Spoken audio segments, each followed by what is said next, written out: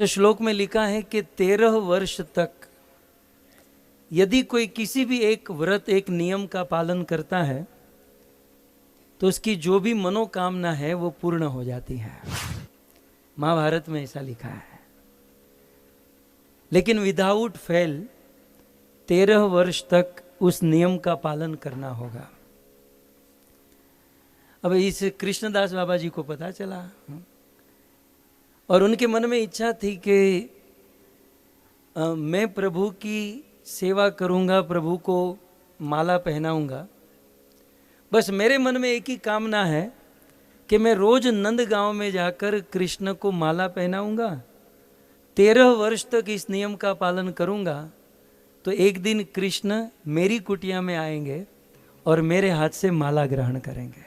बस इस एक उद्देश्य को लेकर कि कृष्ण मेरी कुटिया में आए और मेरे हाथ से बनाई हुई माला ग्रहण करे, इस उद्देश्य को लेकर कृष्णदास बाबा जी ने यह व्रत प्रारंभ किया। 13 वर्ष का व्रत। अपने घर पर बहुत सुंदर माला बनाए, बूढ़े तो थे ही, और फिर चलकर नंदगांव, आप सब जानते हैं, ऊपर पर्वत पर चढ़कर कन्हैया के गले में माला पहनाए। कन्हैया 13 साल का पहला दिन पूरा हुआ।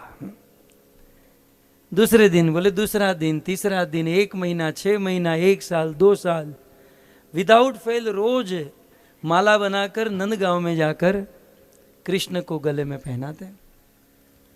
और ऐसा करते करते 12 वर्ष पूर्ण हो गए। 13वां वर्ष प्रारंभ हुआ और कृष्ण के गले में माला डालकर कहते हैं अब 365 दिन बचे हैं। दूसरे दिन आए, अब 364 दिन बचे हैं। उल्टी गिनती शुरू करने लगे।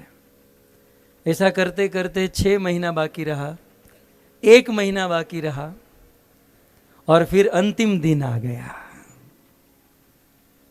और 13 वर्ष विदाउट फेल कृष्णदास बाबा ने वो माला बनाई और माला बनाकर नंदगांव में कृष्ण नंद भवन में गए और कृष्ण के गले में माला पहनाई। कन्हैया 13 वर्ष का व्रत समाप्त हुआ, अब कल सुबह आप मेरी कुटिया में आइएगा, मैं आपको कुटिया में माला पहनाऊंगा।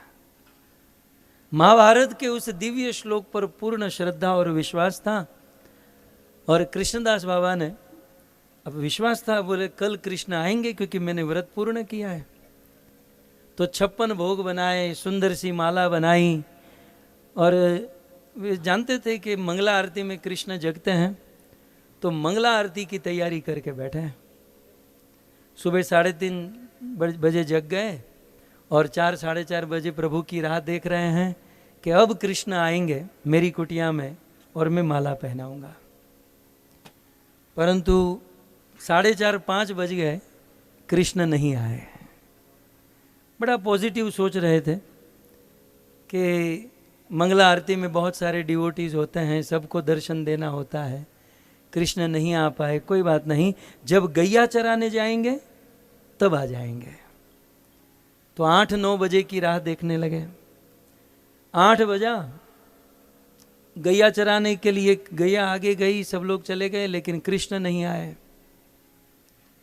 बोले गैया को ब्रज में, गांव में, खेत में ले जाना होगा, जब गैया चरा के वापस आएंगे ना तब आएंगे। बड़ा पॉजिटिव सोच रहे थे।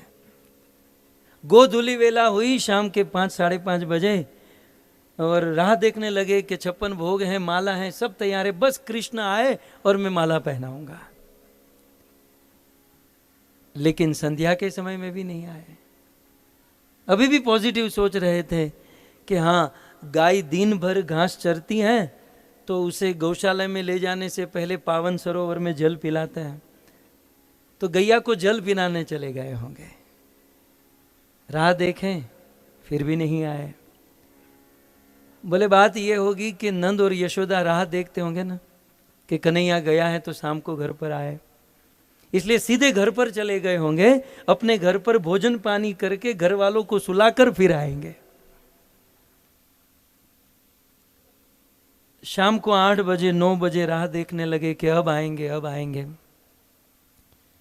रात भर उन्होंने देखा कि कब आएंगे कृष्ण, कब आएंगे, कब आएंगे।